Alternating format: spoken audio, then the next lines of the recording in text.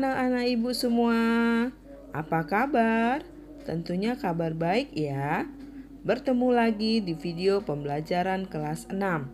Kali ini kita akan belajar tema 6, menuju masyarakat sejahtera. Dan subtema 1, masyarakat peduli lingkungan. Anak-anak ibu adalah bagian dari masyarakat. Banyak kegiatan yang dapat kamu lakukan untuk peduli terhadap lingkungan, seperti pada gambar berikut. Nah, kita lihat ada sekelompok warga yang sedang bergotong royong membersihkan lingkungannya, menanam pohon, lalu ada kegiatan membayar pajak, dan kegiatan siskamling. Kegiatan tersebut merupakan bentuk pelaksanaan kewajiban siswa sebagai warga masyarakat dalam mengisi kemerdekaan dengan kegiatan-kegiatan yang positif. Nah, anak-anak masih ingat kan kapan Indonesia merdeka? Ya, Indonesia merdeka tanggal 17 Agustus 1945. Pada saat itu Indonesia memproklamasikan kemerdekaannya. Proklamasi berasal dari kata proklamasio yang berasal dari bahasa Yunani yang memiliki arti pengumuman resmi kepada seluruh rakyat. Pengumuman yang dimaksud adalah pengumuman yang berhubungan dengan ketatanegaraan. Adapun makna proklamasi kemerdekaan antara lain, yang pertama, proklamasi sebagai puncak perjuangan bangsa Indonesia. Yang kedua, proklamasi sebagai awal terbentuknya Negara Kesatuan Republik Indonesia. Yang ketiga, proklamasi kemerdekaan sebagai titik tolak perubahan hukum kolonial menjadi hukum nasional. Dan yang keempat, proklamasi menjadi pintu gerbang menuju masyarakat yang adil dan makmur.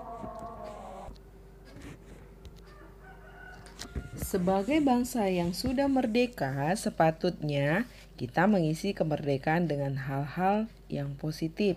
Salah satunya membuang sampah pada tempatnya. Apa itu kompos?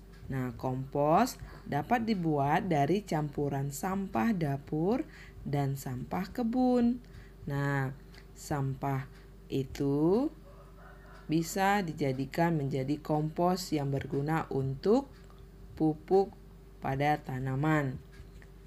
Nah, sampah dapat dibagi menjadi dua, yaitu yang pertama sampah organik, yaitu sampah yang berasal dari sisa makhluk hidup yang terdapat di alam seperti tumbuhan dan hewan, serta berbagai hasil olahannya sehingga dapat terurai secara alami.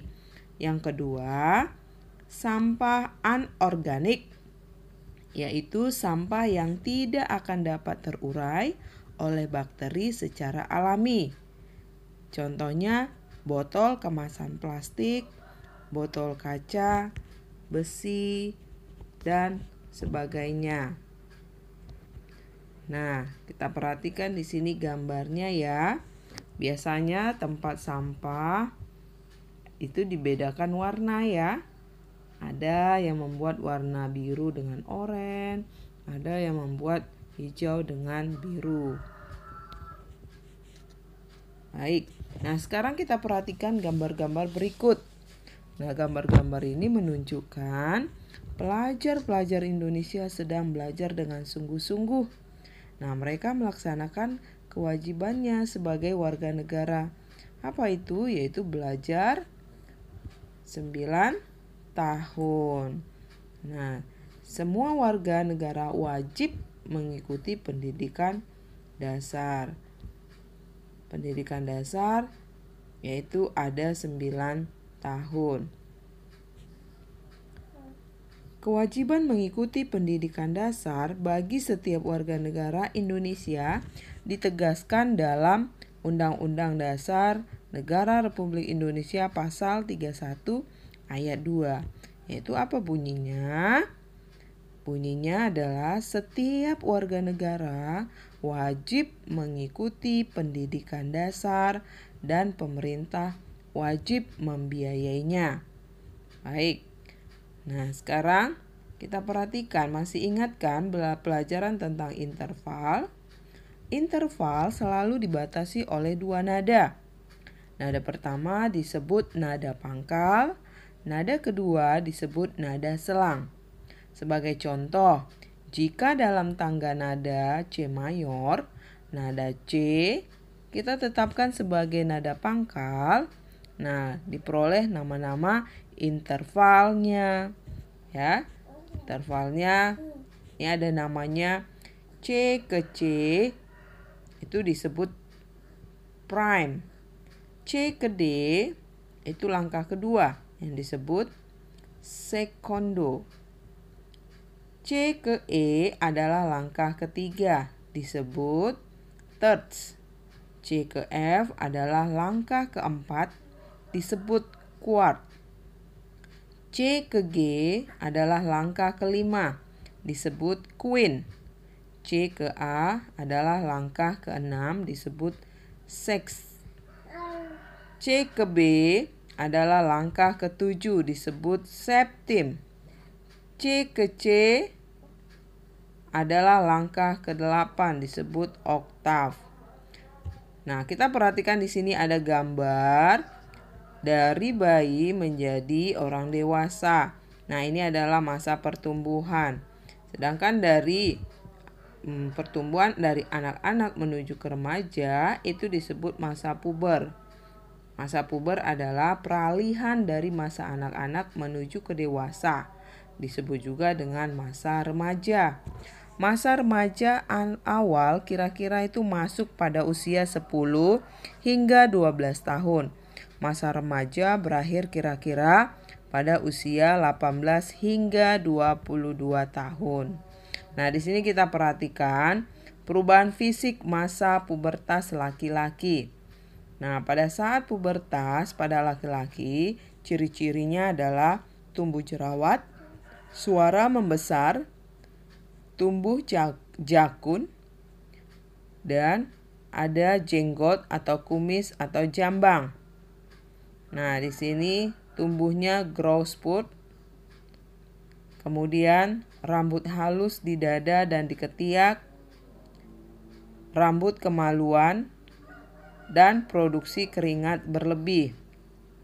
Sedang perubahan non-fisik pada laki-laki, itu laki-laki akan mengalami perubahan hormon, khususnya hormon seksual seperti testosteron, perkembangan fungsi alat reproduksi, dan mengalami mimpi basah. Apa ciri-ciri pubertas pada perempuan? Nah, pada perempuan akan mengalami perubahan emosi, ya, atau labil. Terkadang perempuan itu gampang marah pada saat pubertas. Ciri yang berikutnya yaitu payudara mulai terbentuk, menstruasi atau haid. Kemudian ciri berikutnya kulit berminyak, tumbuh rambut halus di ketiak, dan pinggul membesar. Nah, ini ada gambar, yaitu gambarnya bertuliskan tips sukses pubertas. Kita perhatikan di sini, gambarnya sangat menarik bukan? Nah, ini adalah contoh poster. Poster banyak dijumpai di tempat-tempat umum yang strategis.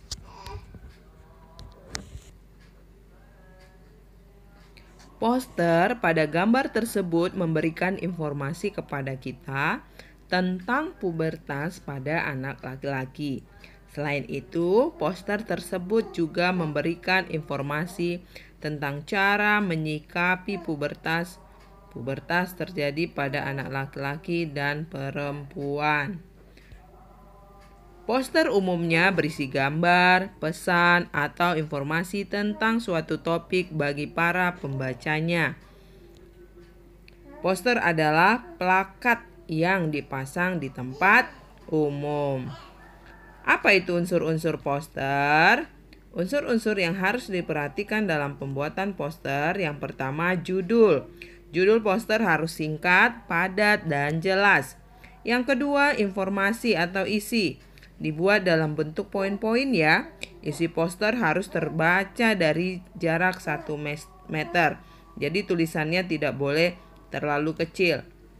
Yang ketiga, unsur gambar. Gambar harus menarik dan sesuai dengan isi poster. Dan yang keempat adalah sumber atau daftar pustaka.